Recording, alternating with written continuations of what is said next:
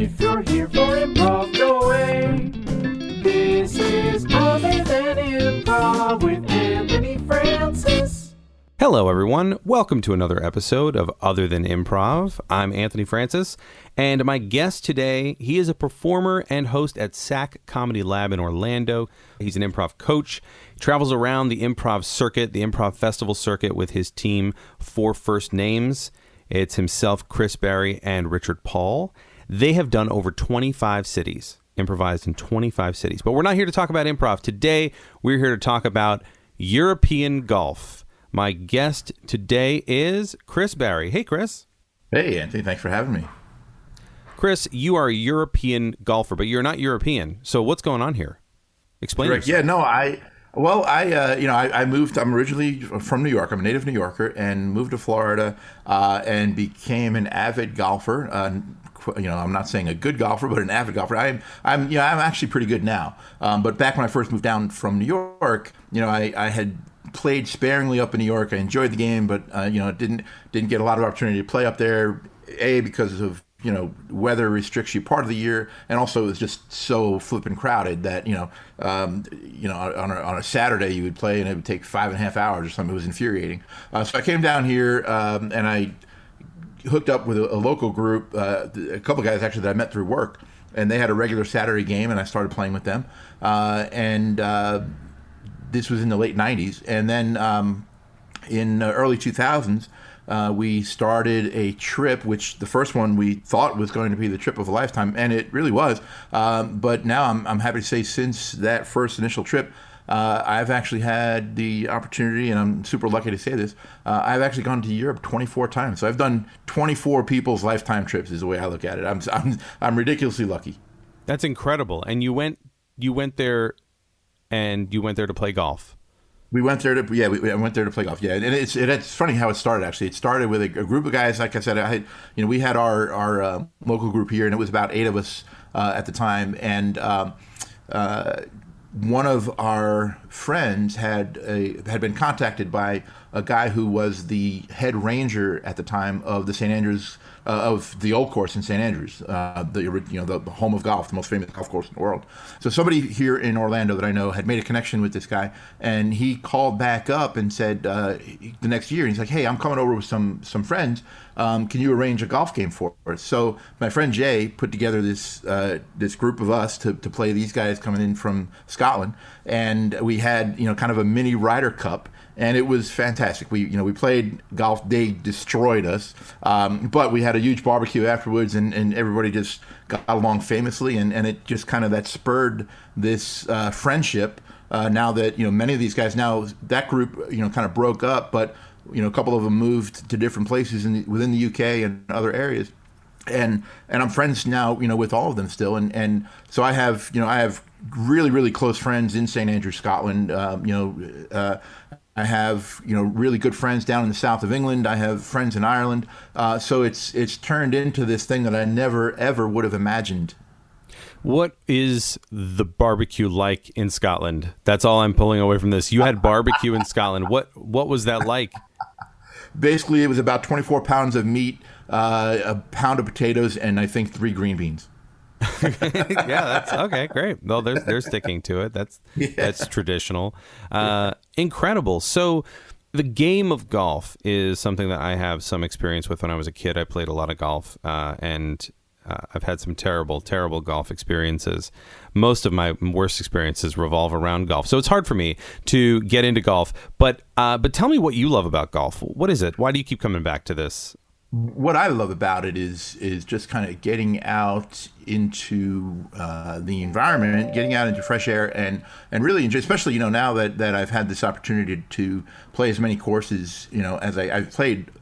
I played about 100 courses in Europe, and just I'm always amazed at just the pure beauty and the hidden little gems, even in a course that's kind of in a urban area. There's these little cut out areas of just great beauty that you just kind of, it's literally stopping and smelling the roses. It's like it's a great respite from the stress of daily life, and that's the biggest thing that I like about it. Oh my gosh! Besides and then very close to that is the the relationships and friendships that have developed out of this.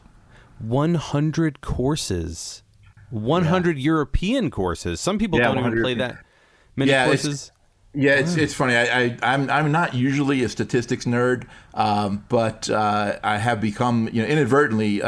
My friend Jay, that was the original architect of the first mini Ryder Cup match. He and I have been on the most of the trips together. I've gone occasionally with some of my brothers. I've gone by myself quite a few times now in the last several years. Just, I fly over by myself and meet up with friends over there. But Jay and I have been on the most trips together. And one year, we weren't even intending to, we weren't going for this. This was not our goal. But one year, somebody gave Jay for Christmas a book called True Links. And True Links lists, at the time, I think it was 254 links courses all around the world. There have been 2 more added, so there's 256 now. And so we started looking through the book, and we're like, oh, we played there. Hey, we played there. We played there. And at the time, we figured out we had played 18% of the links courses in the world, and we were like, holy cow, that's pretty cool. We didn't, that wasn't a goal we started out to. But now we started. So now I'm happy to say I'm up to 30%. And Jay's a little ahead of me. Jay, I'm envious. Jay retired a couple of years ago. So Jay and his lovely wife Jill, they get to travel much more than me. So I'm at 30%, and I bet you Jay is at 35%. I'm also thinking that's amazing. I'm thinking about this travel time, and you've done a lot of flight time. Yes. What is that like for you? What is the airport like for someone who, for me, the airport's kind of a big deal even still. Like I'm not like, I don't just go to the airport like it's a bus or like a cab ride. Some people, they do it every day. Some people fly. Like, what is flight for you? Because for me, I'm still like, hey, airplanes. Like what? Yeah. What is that for you? It's funny. It's really. Well, I have a much deeper appreciation for it now during this pandemic when I have not flown anywhere since March. But having said that, at one point, I would say last year, it really had become part of my routine. And part of that is because, I travel for, personal reasons for, family. My family's all in New York and to play golf, and go visit my friends in Europe. But also, I travel a lot for improv, as you mentioned in the intro. Me and Richard do a ton of festivals every year, and so we travel. But I also travel for work. So in any given year, I'm doing anywhere from 28, 30 to about 40, 45 trips a year. Some of them are 1-day trips, and some of them a couple of them are 11-day trips, that kind of thing. But so anywhere in between. But so traveling to me is it's become part of my routine pre-COVID, but I still enjoy it. Even I don't take it for granted, especially when I'm going to Europe. It's one of my favorite parts about traveling over to Europe. I go and I meet up with friends, but I also love going out and just kind of like exploring locations, the locales.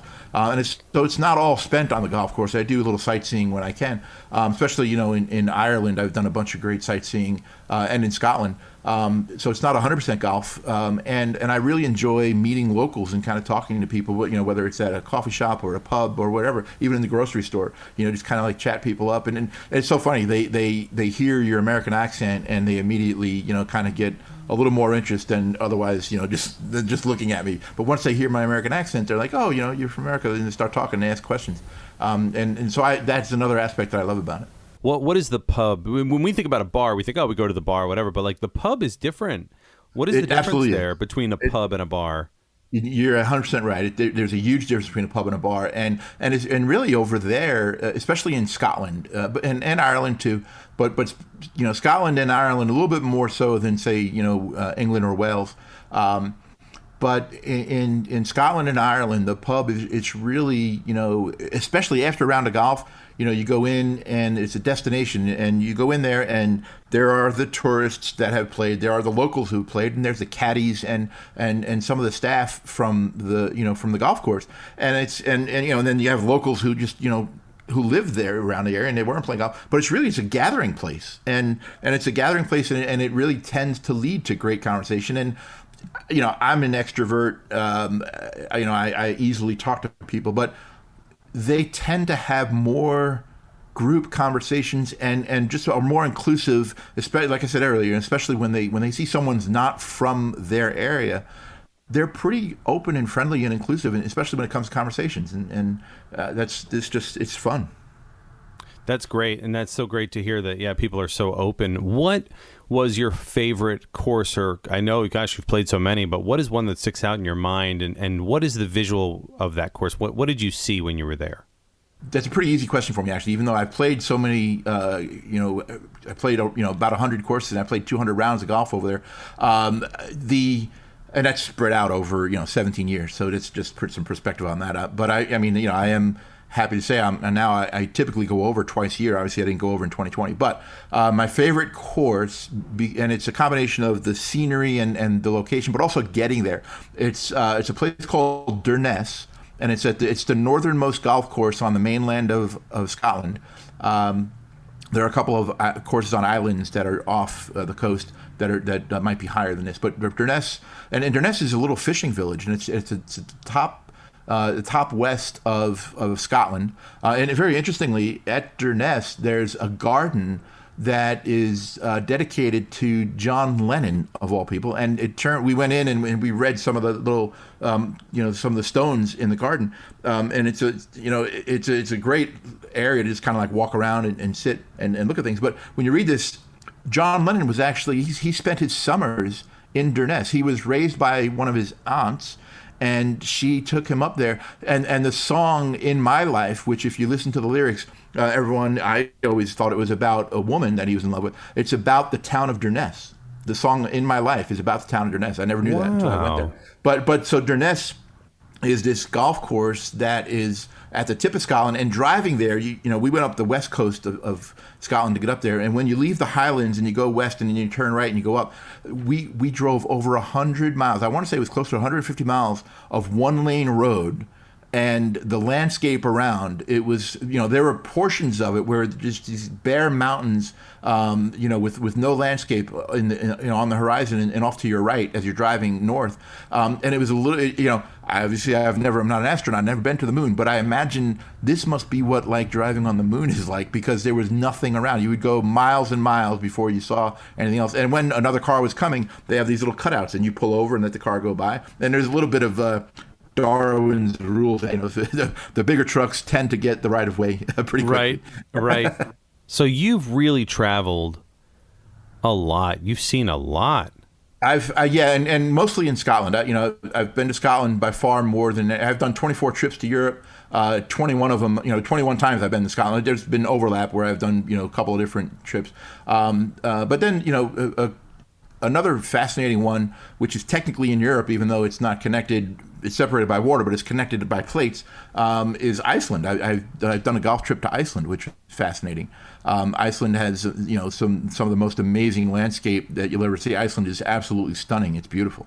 Yeah. Well, I mean, they named it Iceland, right, to trick people because it was so pretty. They're like, nope, don't go there. That's you right. don't want to go there. No, it's terrible. Real cold, real cold, real bad. Oh, that's interesting. So, so what would you say then is a big difference between the way we do golf here and the way you do golf there? How we got the golf carts, we got the little pencils without erasers. Like, how much of that carries over and what doesn't? The carts mostly do not carry over. There are some touristy courses that have carts. But for the most part, you're walking, and if you have a doctor's note or some medical condition, they might, you have to call ahead because, a lot of those, some of the more traditional courses, they might only have one or two or three carts, golf carts, and they call them buggies. And then the little push carts that we have over here, they call them trolleys over there, and that's what most people use. You either carry your bag or you use a trolley, unless you're getting a caddy, and there are caddies at all sorts of different levels of courses offer caddies, because caddies, when you say golf caddy over here, you think really expensive course and exclusivity, and it's really interesting. Golf for the most part over there is really not like that. The number of exclusive clubs over there is really small. It's so nice. And even golf club membership I belonged for many years. For 14 years, I belonged to Grand Cypress Golf Club here in Orlando, and it shut down a couple of years ago. They went private, and I now belong to another one called Heathrow Legacy. And they're not expensive courses, but there are some, they're not expensive clubs that I belong to. They're public courses and anybody can play them, but you just get, a little bit of more access and a little more, benefit of being a member. But anybody can come in off the street and play them. And there are so many courses in the U.S. where memberships are, 5 or 6 figures. It's ridiculous. $30,000 initiation fee or $100,000. You get to really some of the, the more exclusive clubs. It's $250,000, $300,000 initiation fee. In Europe, they cough at stuff like that. They literally do spit takes. So you're like, how much? It's because golf club membership over there. For example, I belong to a club over there now. This is my 8th year as a member of the St. Andrews Club. And when people hear that here, they're like, oh my God, it must be so expensive. And it's really not. The golf membership over there it's more of a town thing. Now St. Andrews is a little bit different because it is the home of golf, and there's the Royal and Ancient, the R&A Club, which is in town, and they're the ones that literally make the rules of golf, the Royal and Ancient, and that is one of the exclusive. I'll never be a member of the R&A. It's to get in there, you got to have the right blood. It's a little bit like the mafia. Oh my God! And they make the rules of golf. Yeah, they the R&A along with the USGA, they literally make the rules of golf. So when there's rules changes, those guys make it. Oh my God! So St. Andrews has 3 men's clubs in town. There's the R&A, there's the St. Andrews Club, and there's a club called the New Club, which is the newest of the 3 clubs, but it's still about 150 years old. But membership, like in my club, at St. Andrews Club, you have your lawyers and doctors and some politicians in there, but you have cab drivers, you have plumbers, electricians, every course of life, and that's the beauty of golf membership over there, and that is in 80% of the golf clubs around Scotland. Our one of our main rivals, St. Andrews Club, I've played in 5 now matches of St. Andrews versus Sterling, and the Sterling Golf Club, I've become some good friends with some of those guys over there.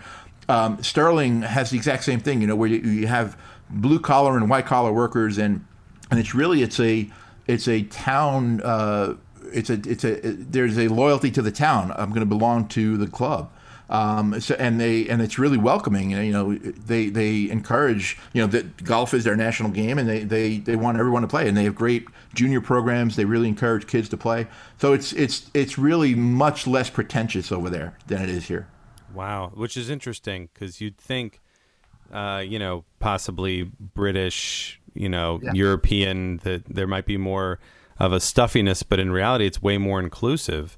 I could tell you that the nearest golf club to us is the Boca Raton Golf and Country Club, and oh boy, there's no way I could afford to be a part of that golf club. I don't think. I think it's like $100,000 to be a member or something. Yeah, isn't that crazy? That it baffles me that we have that system here, that it's become so elitist in so many instances. I mean, we have we have some great public courses in the States, no question about it. But some of the most famous and beautiful courses in the United States are either exclusive, and private membership, or they're super expensive, ridiculously expensive, and that's simply not. They have over in Europe, they have their share of expensive courses, but for the most part, most of them are public. And even the like Muirfield, for example, where the British Open is played every 8 or 9 years, it runs through Muirfield. Muirfield is a private club, but twice a week they allow a certain number of visitors to come in, and you have to book it. The first time I played Muirfield, I booked it over a year in advance. It was that booked up. It's a little bit less so now. But they only allow visitors on Tuesday and Wednesday. Tuesday and Thursday, and in certain times. And they have, and it's very formal. They have a deal where, you can play 2 rounds of golf and have lunch, and it's one package that we bought. And so you go in, and you have to wear a coat and tie, into the place. You go into the locker room, you change into golf clothes, you go out, you play around at golf, and you come back in and you shower and you change it to coat and tie again, and you go have lunch, and it's a formal lunch in a formal, beautiful formal dining room, and then you go back out and you put on golf clothes again, you go out and you play your next round, and it's super fun, and it's an amazing experience. But those kinds of hoops and exclusivity, those are rare over there. Those are the exceptions. The rule generally is golf courses are mainly open to everybody. Chris, last question. What improv skill would you say you bring with you onto the golf course, and what from golf would you say you bring onto the stage? Okay, from improv to golf, I've become a better golfer by being more adaptable and just going with what just happened. I used to get, if you hit a bad shot, you figure, you just get angry with yourself because you can do better than that. Well, I've taken the improv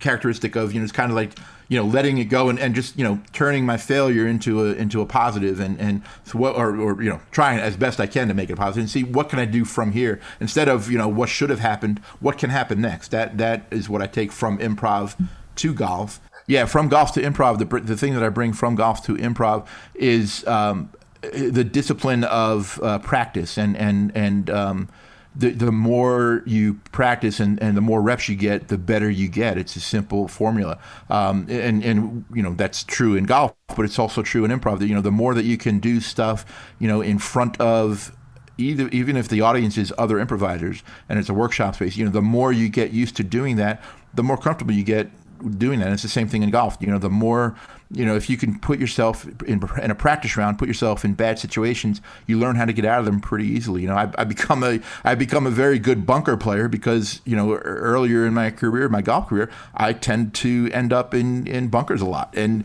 when you end up in bad places, you get to get out of them pretty good when you do it more and more often. A lot of failure in golf, well, in my hands anyway. Chris, thank you so much. Chris Berry, everyone. You can check him out at SAC Comedy Lab in Orlando and touring across the country as Four First Names with Richard Paul. Pleasure, man. Thank you so much. Thanks, Anthony. Take care. If you're here for improv, go away.